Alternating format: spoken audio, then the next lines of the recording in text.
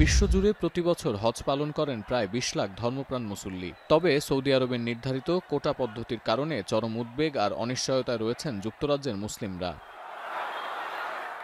Saudi হজ ও ওমরা মন্ত্রণালয়ের Nusuk অ্যাপের মাধ্যমে চলছে সরাসরি হজ বুকিং প্রক্রিয়া। যুক্তরাজ্য থেকে অ্যাপটিতে আবেদন করেছেন প্রায় ৫০,০০০ মুসল্লি। যদিও কোটা পদ্ধতির কারণে এবছর মাত্র ৬,০০০ ব্রিটিশ নাগরিক হজ পালনের সুযোগ পাবেন। ২০০১ সালে আদমশুমারির তথ্য বলছে ব্রিটেনে মুসলিমের সংখ্যা ৬.৫%। ১০ বছরে এই সংখ্যা বেড়েছে ৩৯ লাখ। সে হিসেবে হজে কোটা বাড়ার কথা থাকলেও উল্টো কমেছে। নতুন এই সিদ্ধান্তের কারণে দেশটির $১৭ কোটি হজ ট্রাভেল ইন্ডাস্ট্রি হুমকির মুখে। ইতোমধ্যে অনেকেই গুটিয়ে নিয়েছেন প্রতিষ্ঠান। এ খাতের হাজারো মানুষের কর্মসংস্থান বাঁচাতে সৌদি সরকারের কাছে কোটা বাড়ানোর আহ্বান ব্যবসায়ীদের। কোটা যে 3,600 যেটা এগুলো এনাফ নাই, কোনো লেখানো এনাফ নাই। যেন আপনার মোর দেন 30,000 মানুষ কিউত আছে, 3,600 এটা এনাফ নাই।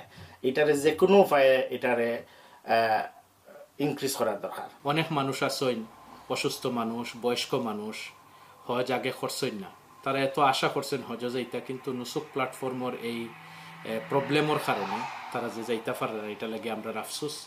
আগে ইলা সিস্টেম আসিল না, আগর সিস্টেমটা বালা আসিল, যেটা মানুষে বুকিং দিছেন, আমরা এজেন্ট হলো মানুষ হজ যাইতে পারছেন। কোটার কারণে বঞ্চিত হওয়া অসংখ্য ব্যক্তি হজে যেতে বেছে নিচ্ছেন ভিন্ন পথ। বাংলাদেশের মতো কোটায় আধিক্য থাকা বিভিন্ন দেশ থেকে নিবন্ধন করে হজে যাচ্ছেন তারা। কোটা পাওয়া জামাই মাত্র ২-৩ বছর আমি পাবো না, বা একটা লটারি সিস্টেম করে এবার বিভিন্ন রকম হয়রানি, তার জন্য আমি এখান থেকে না করি বাংলাদেশ থেকে আমি ইজিতে যাইতে পারতেছি, সেই জন্য আমি এইভাবে লাইন করছি। আগামী ১৮ মে যুক্তরাজ্যের হজ যাত্রীদের নিয়ে প্রথম ফ্লাইট উড়াল দেবে। চাঁদ দেখা সাপেক্ষে এবারের হজ অনুষ্ঠিত হবে ৪ঠা জুন। এখন যুক্তরাজ্য।